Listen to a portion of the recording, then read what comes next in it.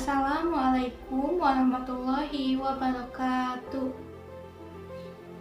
Kami di sini akan memaparkan implementasi identitas nasional, hak dan kewajiban, dan wawasan Nusantara untuk memenuhi tugas proyek ujian tengah semester mata kuliah pendidikan kewarganegaraan yang diampu oleh dosen Pak Suhud Aryana MPD IKIP Siliwangi. Perkenalkan, nama saya Puji Lestari Suherman dengan NIM 21510058 kelas A2. Perkenalkan, nama saya Siti Maimunah dengan NIM 21510062 kelas A2 Program Studi Pendidikan Matematika. Yang pertama ada identitas nasional. Identitas nasional adalah kepribadian nasional atau jati diri yang dimiliki suatu bangsa untuk membedakan dengan bangsa lainnya. Mengutip dari Identitas Nasional yang ditulis oleh I Putu Ari Aswata, kata identitas artinya pembeda atau pembanding pihak lain, sedangkan nasional artinya suatu paham. Menurut Kamus Besar Bahasa Indonesia, kata nasional bermakna kebangsaan, berkenaan, atau berasal dari bangsa sendiri.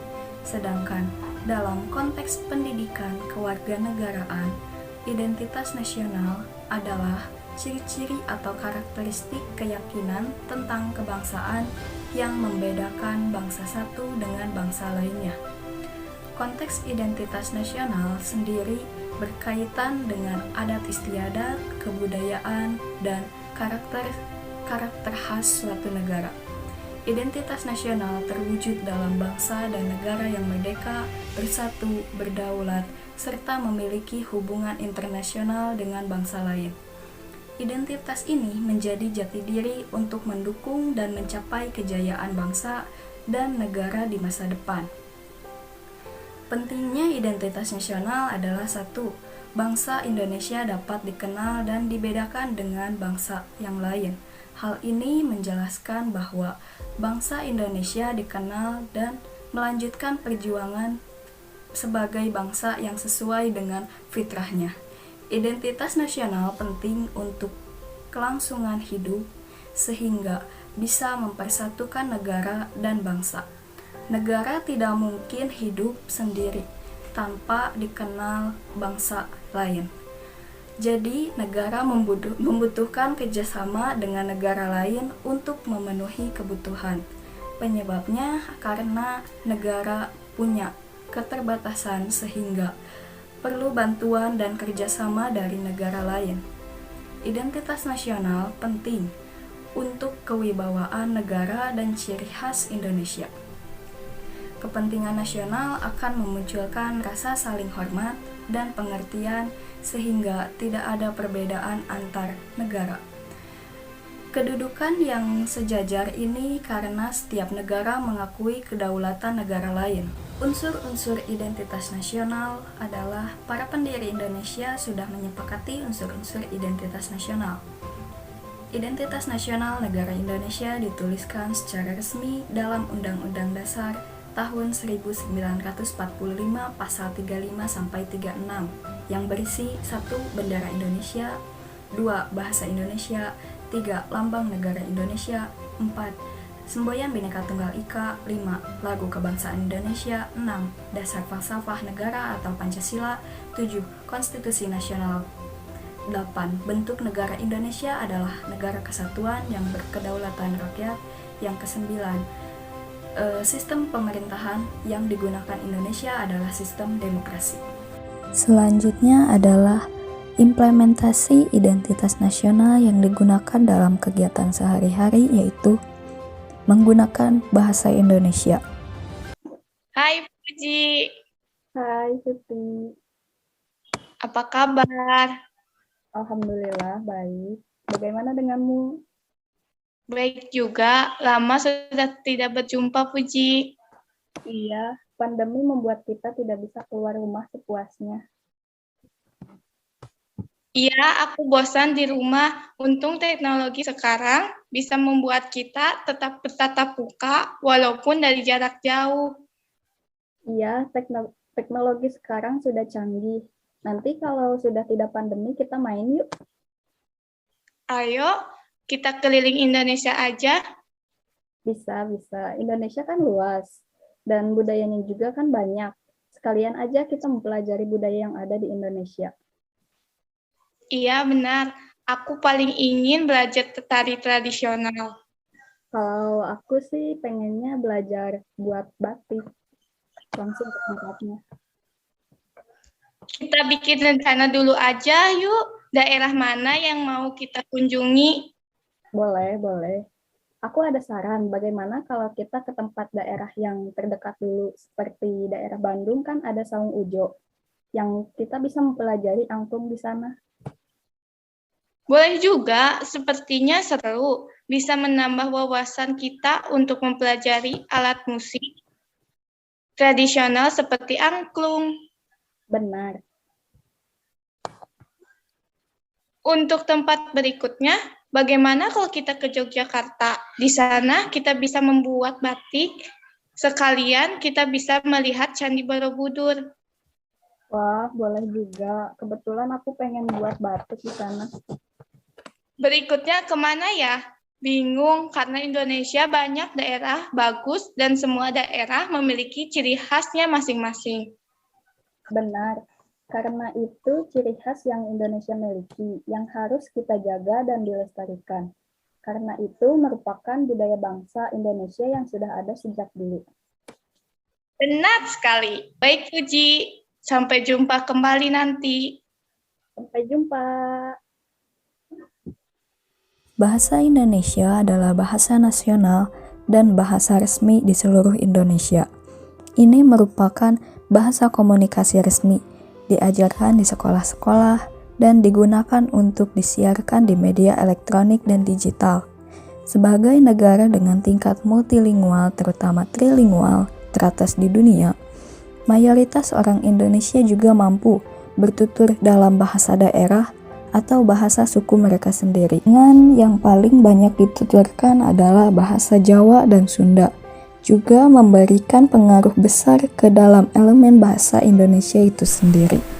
Selanjutnya ada hak dan kewajiban. Hak adalah segala sesuatu yang kita dapatkan setelah kita melaksanakan kewajiban.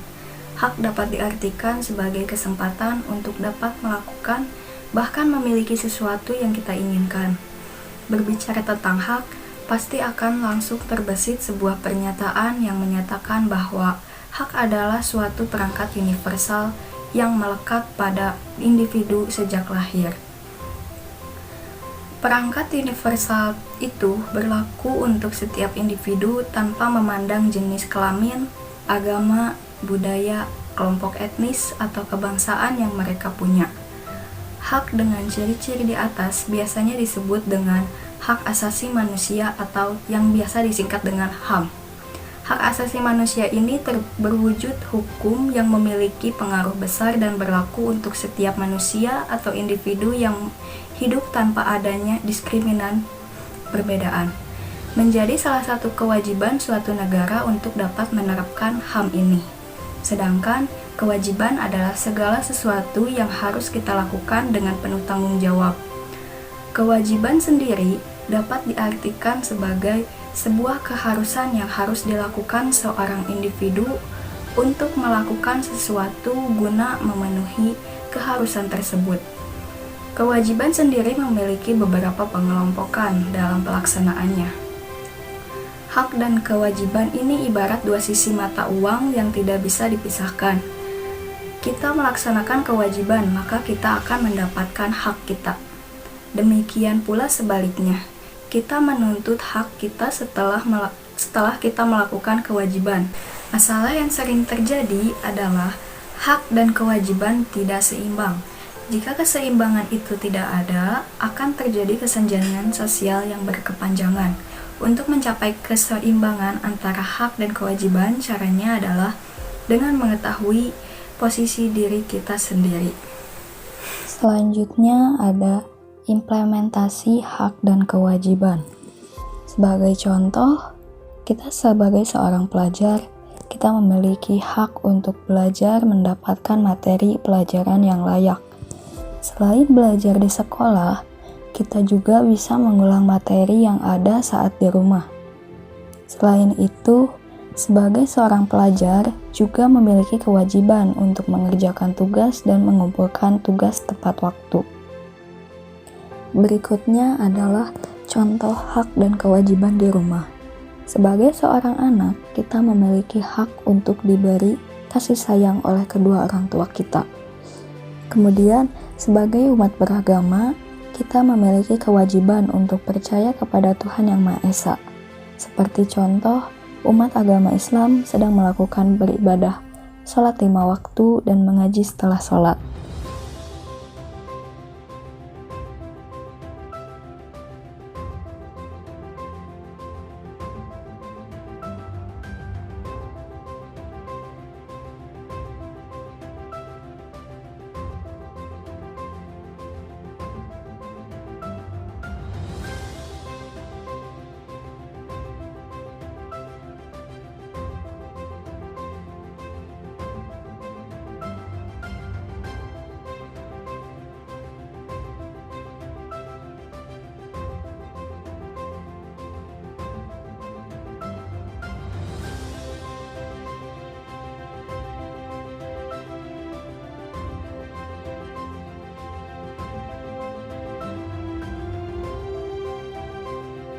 Kemudian, ada menjaga kebersihan rumah dan membantu pekerjaan rumah. Hak dan kewajiban anak memang harus seimbang. Selama beraktivitas di rumah, kita harus senantiasa menjaga kebersihan, baik dalam pakaian ataupun kebersihan di rumah. Dengan begitu, kita akan terbiasa untuk menjaga kebersihan dimanapun kita berada. Selanjutnya ada wawasan Nusantara. Wawasan Nusantara adalah cara pandang bangsa Indonesia terhadap rakyat, bangsa, dan wilayah negara kesatuan Republik Indonesia yang meliputi darat, laut, dan udara di atasnya sebagai satu kesatuan politik, ekonomi, sosial, budaya, dan pertahanan keamanan. Oleh sebab itu, kita sebagai bangsa Indonesia harus menghargai dan menghormati kebinekaan dalam semua aspek kehidupan bermasyarakat, berbangsa, dan bernegara agar dapat mewujudkan cita-cita nasional. Wawasan Nusantara dapat diaplikasikan dalam kehidupan sehari-hari. Berikut ini contoh sikap yang berhubungan dengan wawasan Nusantara, yaitu contohnya dalam bidang ekonomi. Dengan membeli produk buatan Indonesia, sebagai warga Indonesia, kita harus bangga dengan produk kita. Kita harus mengembangkan dan memajukan produk lokal agar dapat membantu perekonomian negara Indonesia. Dengan cara itu, kita turut berkontribusi mendukung eksistensi para produsen dan pengrajin dalam negeri, termasuk meningkatkan pendapatan negara Indonesia. Selanjutnya, dalam bidang budaya. Indonesia memiliki berbagai budaya yang beragam. Contohnya, bangga menggunakan baju batik salah satunya. Bangga menggunakan batik adalah salah satu sikap yang menunjukkan nilai nasionalisme dan persatuan bangsa. Batik merupakan warisan budaya yang dimiliki oleh Indonesia. Sebagai warga negara Indonesia, kita harus melestarikan batik sebagai warisan budaya yang dimiliki oleh negara kita. Oleh karena itu, kita dapat melestarikannya agar berkembang di dunia internasional. Dengan memakai batik, tentunya kita turut berpartisipasi melestarikan budaya Indonesia. Banyak sekali motif-motif batik yang kekinian, sehingga remaja pun bisa memakainya dengan bagus dan rapi. Video tadi adalah contoh sikap dari identitas nasional, hak dan kewajiban, serta wawasan Nusantara.